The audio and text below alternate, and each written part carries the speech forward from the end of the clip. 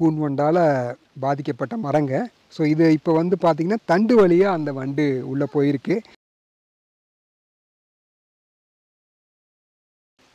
அனைவருக்கும் வணக்கம்.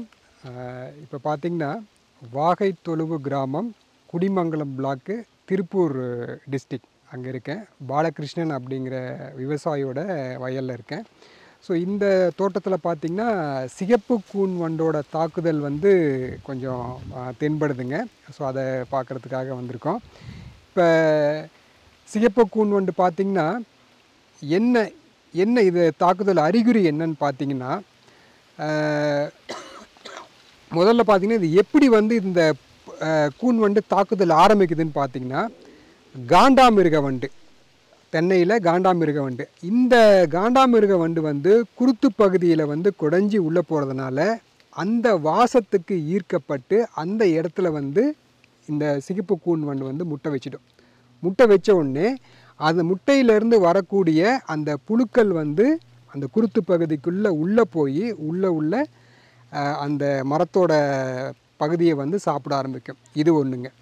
ரெண்டாவது இது பார்த்திங்கன்னா, நம்ம வயலில் உழவு ஓட்டும் போதும் சரிங்க, அப்புறம் நம்ம ஒர்க்கர்ஸும் வேலையாட்களும் அந்த தண்டு பகுதியை வந்து டேமேஜ் பண்ணுவாங்க. அதை அருவாளில் கொத்தி வைக்கிறது அல்லது டிராக்டரில் உழுவும்போது பார்த்திங்கன்னா அந்த இதில் அந்த தண்டு பகுதியில் அடிபடுறதுனால அந்த இடத்துலையும் பார்த்திங்கன்னா சாறு இல்லை பிசின் வடியும். அந்த பிசினுக்கும் ஈர்க்கப்பட்டு இந்த பெண் வண்டு வந்து கூன் வண்டு வந்து அந்த இடத்துல முட்டை வச்சிடும். முட்டை வச்சு உள்ளே போயிடுங்க. ஓகே, இப்போ இது சேத அறிகுறி அப்படி என்னன்னு பார்த்திங்கன்னா, மேலே குருத்து பகுதிக்குள்ளே உள்ளே போயிருந்தது அப்படின்னா ஃபஸ்ட்டு சிம்டம் வந்து அந்த குருத்து பார்த்திங்கன்னா, குருத்து வந்து இளம் மஞ்சள் நிறத்தில் மாறுங்க. ஓகேங்களா, மஞ்சள் நிறத்தில் மாறி ஒரு 2 அல்ல ஒரு மாதத்தில் என்ன ஆகுன்னு பார்த்திங்கன்னா அப்படியே வந்து குருத்து சாஞ்சி போயிடும்.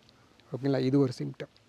சப்போஸ் அந்த கூன் வண்டு வந்து தண்டு பகுதி வழியாக உள்ளே போயிருக்கு அப்படின்னு பார்த்திங்கன்னா, அந்த பாதிக்கப்பட்ட அந்த தண்டு பகுதியிலேருந்து பிசின் மாதிரி அதாவது பழுப்பு நிறத்தில் ஒரு சாறு வடியும். ஓகேங்களா, அந்த பென்சில் வடிவ ஹோல் இருக்கும்.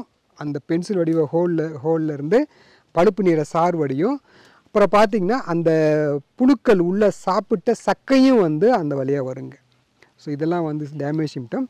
அப்புறம் அந்த இடத்துல அந்த சாறு வடிகிற இடத்துல வந்து நல்லா தட்டி பார்த்திங்கன்னா டொம் டொம் அப்படிங்கிற அந்த உள்ள அந்த ஹாலோவாக இருக்கும். அதனால் டொம் டொம் சத்தம் கேட்கும். இது ஒரு சிம்டம். அப்புறம் நல்ல காலை வேளையில் அந்த பாதிக்கப்பட்ட மரத்தில் நீங்கள் காது வச்சு கேட்டிங்கன்னா உள்ளே அந்த இது மாதிரி அந்த மெஷின் மாதிரி அந்த புழுக்கள் உள்ள புழுக்கள் வந்து சாப்பிட்ற சத்தம் வந்து உங்களுக்கு கேட்கும். ஸோ இதை வச்சு வந்து இந்த புழுவோட கூன் வண்டோட தாக்குதல் இருக்குது அப்படிங்கன்னு கண்டுபிடிச்சிடலாங்க. சரிங்க, இதை எப்படி இதிலேருந்து நம்ம மரத்தை பாதுகாக்கலாம் அப்படின்னா, நான் முன்னாடியே சொன்ன மாதிரி காண்டாமிருக வண்டு வந்து வராமல் இருக்கணும். அது தாக்குதல்லேருந்து நம்ம மரத்தை பாதுகாக்கணும். காண்டாமிருக வண்டு தாக்குதல் எப்படி வராமல் இருக்கும் அப்படின்னு பார்த்திங்கன்னா, முதல்ல வந்து வயலில் பட்டுப்போன மரங்களை வந்து அப்புறப்படுத்திடணும். ஓகேங்களா, நீங்கள் முன்னாடியே பார்த்துருப்போம். பாருங்கள், இந்த மரம் வந்து சிகப்பு கூன் வண்டால் பாதிக்கப்பட்டிருக்கு. இதிலிருந்து நிறைய என்ன எடுத்தோம்னா காண்டாமிருக வண்டோட புழுக்கள் வந்து எடுத்தோம். சரிங்களா, அதனால் பட்டுப்போன மரங்கள் இருந்ததுன்னா உடனடியாக அதை வந்து வயல்லேருந்து அப்புறப்படுத்திடணும். இது ஒன்றுங்க. ரெண்டாவது பார்த்திங்கன்னா, எருக்குழிகள் இருந்தது அப்படின்னா எருக்குழிகளில் தான் அந்த காண்டாமிருக வண்டு வந்து உற்பத்தி ஆகும். சரிங்களா, அதனால் அந்த எருக்குழிகள் அந்த மாதிரி இருந்ததுன்னா அதில் மெட்டாரைசியம் அப்படிங்கிற பூச்சிகளை கொல்லக்கூடிய பூஞ்சானம் கலந்து வச்சிடலாம். அப்புறம் காண்டாமிருக வண்டுக்கு பார்த்திங்கன்னா பொறிகளும் இருக்குது, நிறைய கவர்ச்சி பொறிகள் இருக்குது. அதை வச்சும் அந்த இதை கவர்ந்து இழுத்து அழிச்சிடலாங்க. ஓகேங்களா, இப்போ அதே மாதிரி இப்போ வேறு வழிமுறைகள் இருக்குது. அதாவது வேப்பங்கொட்டை தூளை எடுத்து மணலில் கலந்து குருத்து பகுதியில் போடுறது, அந்துருண்டை போடுறது, இந்த மாதிரி முறைகளை பின்பற்றி அந்த காண்டாமிருக வண்டை இது பண்ணிடலாங்க. சப்போஸ் இப்போ கூன் வண்டு தாக்குதல் கண்டுபிடிச்சிட்டிங்க அப்படின்னா முதல்ல என்ன பண்ணணும்னு பார்த்திங்கன்னா, தண்டு பகுதியில் இருந்தது அப்படின்னா அந்த இடத்த வந்து நல்லா சுத்தம் பண்ணிடுங்க. நல்லா அருவாள் வச்சு வெட்டி உள்ளே நிறைய புழுக்கள்லாம் இருக்கும், அதெல்லாம் அப்புறப்படுத்திட்டு என்ன பண்ணால் அந்த இமிடாக்ளோபிட் அப்படிங்கிற மருந்துங்க, பூச்சிக்கொல்லி மருந்து, அது வந்து 1 லிட்டர் தண்ணிக்கு 1 மில்லி இமிடாக்ளோபிட் 1 லிட்டர் தண்ணி. இதை வந்து அந்த க்ளீன் பண்ணிவிட்டு அந்த இடத்துல வந்து நல்லா ஊற்றி விட்டுருணுங்க. ஊற்றி விட்டிங்கன்னா உள்ள புழுக்கள் எல்லாமே வந்து இதாகிடுங்க. ஊற்றி விட்டுட்டு ஒரு வாரம் வந்து ஒரு வாரம் 2 வாரம் வந்து இருந்து பார்க்கணுங்க. புழுக்க அதுக்கப்புறமும் சாறு வடியில் அந்த இடத்துலன்னா அந்த ஓட்டை இருக்குது பார்த்தீங்களா, அதை வந்து நல்லா சிமெண்ட் வச்சு அடைச்சிடணும். அடைச்சிட்டிங்கன்னா இதாகிடும். சப்போஸ் மேலே குருத்து பகுதியில் இருக்குது அப்படின்னா நான் சொன்ன அதே விகிதத்தில், அதாவது 1 மில்லி இமிடாகுளோபிரிட் 1 லிட்டர் தண்ணி இது 2 கலந்து அந்த குருத்து பகுதியில் வந்து ஊற்றி விட்டுட்டோம்னா அந்த மேலே உற்பத்தி ஆகிற புழுக்கள் வந்து இறந்துடுங்க. ஸோ இது ஒன்று. அப்புறம் வந்து பார்த்திங்கன்னா மரத்தை வந்து காயம் பண்ணாமல் இருக்கணும். முக்கியமாக வந்து பச்சை மட்டைங்களை வந்து வெட்டக்கூடாது.